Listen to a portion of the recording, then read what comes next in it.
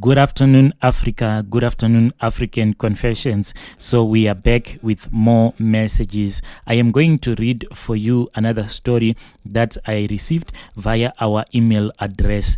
The message reads like this. Good evening, African Confessions. Please post for me. I also shared this on other platforms. I hope that it is allowed here. I'll say that my story is like basically my partner lives with these dead parents.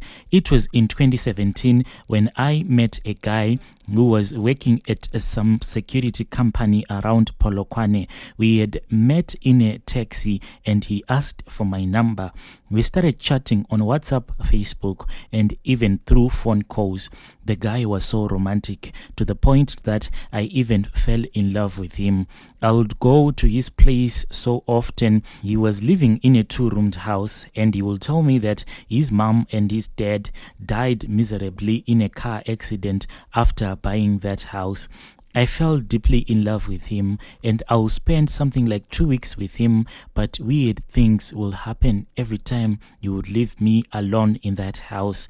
I would feel some movements or I would hear someone breathing heavily right next to me. I'll tell him this, but he would just brush it off or to say that it was nothing.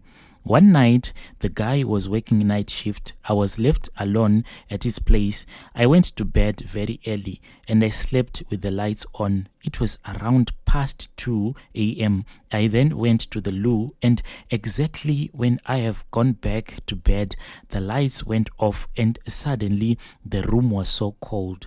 I looked for my phone to light the torch, but I couldn't find it anywhere.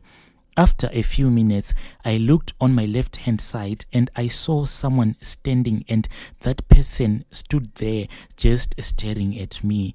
It looked as if it was a female shadow. As I was trying to make sense of what was happening to me, then a male shadow also appeared right next to that female shadow. I don't know how many times I called out the name of Jesus. I prayed for the rest of the night, shivering, and my whole body was wet. At around 3:30 a.m., the lights just mysteriously came back on, and from that time, they had went off on their own at around 2 a.m. I just couldn't sleep anymore, and right there, I saw that my phone was right next to me. I then started packing my things and I caught the very taxi and I went back home. I texted the guy and I told him everything and he was not even surprised at all. Few days later, he texted me and he told me that whatever I saw in there was not harmful at all. It was just his parents trying to protect me.